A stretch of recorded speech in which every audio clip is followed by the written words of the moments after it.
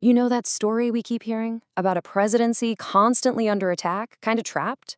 Well, what if that whole narrative is a lie? Today, we're digging into a source that puts forward a pretty shocking claim that while everyone's focused on the scandals and the crises, there's actually a massive hidden counteroffensive going on. And this quote from our source material, a video from a channel called Promethean Updates, really sets the stage. It says, if you live on the internet, you might think the doom scrollers and dirty pundits are right. None of that is even vaguely true. I mean, that's basically saying the public perception we all have, it's completely wrong. So, okay, if that's the lie, what's the real story they're trying to tell us? So, is the story you're being told the real story? Our source uses this question to pivot right into its central claim, that all these events we see that seem totally disconnected, they're actually all just chess moves in one huge hidden counterattack. Yeah, that's a pretty big claim. So let's take a look at the evidence they're actually putting on the table. So we're diving into this counter-narrative. The source says we're not just watching random policy moves happen. Nope. It argues that there are count 'em, three major offensives all happening at the exact same time. And together, they're creating what the source calls an accountability and economic steamroller that's designed to just completely change the game. And these are the three big pillars of that steamroller they're talking about. First up, a serious push for accountability, zeroing in on some very specific organizations. Then there's this huge economic mobilization. And finally, a total rewrite of the global financial system. We're going to break down each one of these, and we're starting with that first piece, accountability. Okay, so first up is the SPLC indictment.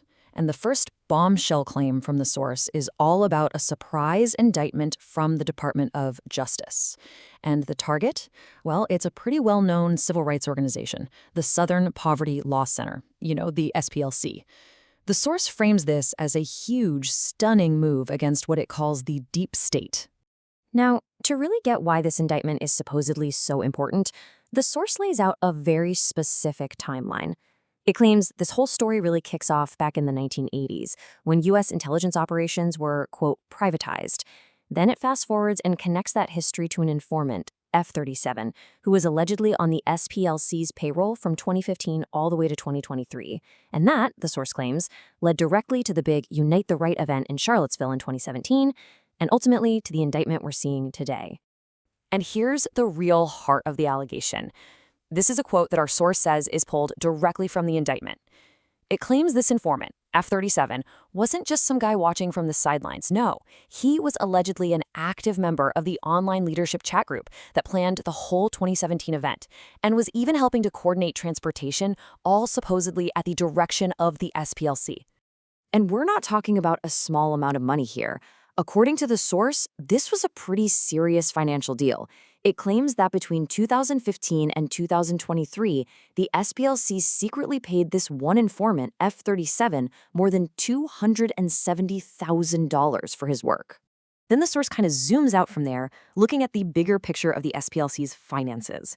It alleges the organization itself controls over $500 million in assets, and that a lot of that money is held in offshore accounts that the source just flat out calls a slush fund. But here's the really crucial point, at least according to the source. This indictment isn't just happening in a vacuum. It's supposedly part of a much wider crackdown. They point to two things. First, the source claims the FBI, under a director, Kash Patel, has completely cut ties with the SPLC. And second, there's a new IRS rule that bans something called fiscal sponsorships. That's basically a funding method where one tax-exempt group handles the money for another project.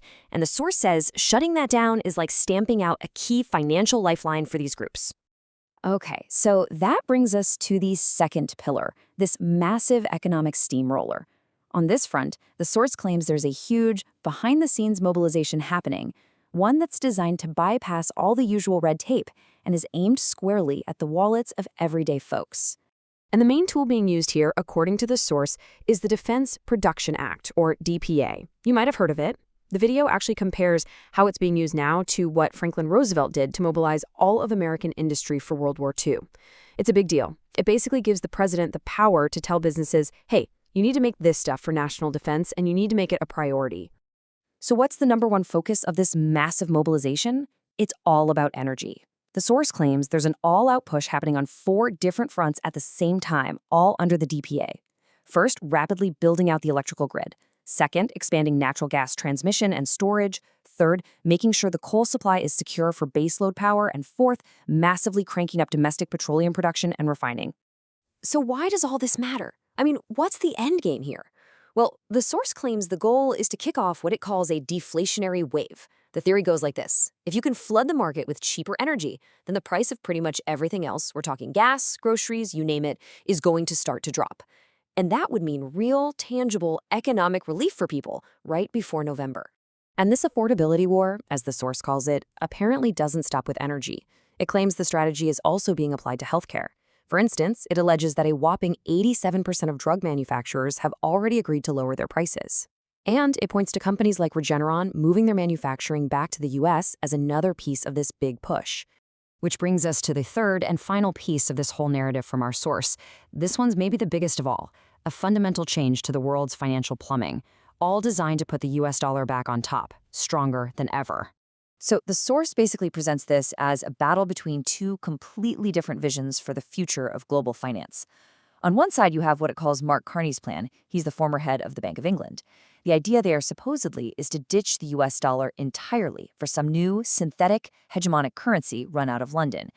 But then, on the other side, you've got Scott Bessent's plan, which is all about strengthening the dollar through things like currency swaps and creating brand new US funding centers in the Gulf and in Asia. So what made this dollar strengthening plan even possible? According to the source, it all comes down to a single geopolitical move, taking Iran off the strategic chessboard. It argues that this one action created a ton of instability in the energy markets, which then led to this urgent, massive demand from all our allies in the Gulf and Asia for one thing and one thing only, US dollars to keep things stable. Then this source points to this quote from Scott Bessent as basically the public confirmation of this whole strategy. He talks about extending permanent swap lines, which are essentially just agreements that let central banks trade their currencies with each other, and says that's the first big step in creating these new US dollar funding centers. And he explicitly says the goal is to counter the growth of, his words, problematic alternative payment systems.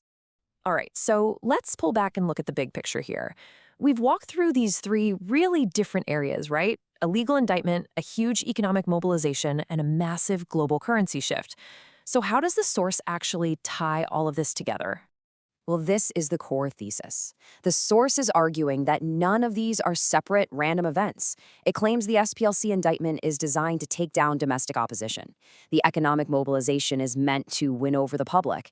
And the new dollar order is all about securing America's power on the world stage. And it's all, supposedly, part of one single coordinated strategy to, in their words, save the republic. And that leaves us with the big question that the source material really puts on the table. Are we all just watching a bunch of unrelated events, a series of random political and economic crises? Or, as this narrative insists, are we actually seeing the visible moves in a much, much larger, deliberate strategy to fundamentally reshape America? The source has made its case. Now it's up to you to decide what to make of it.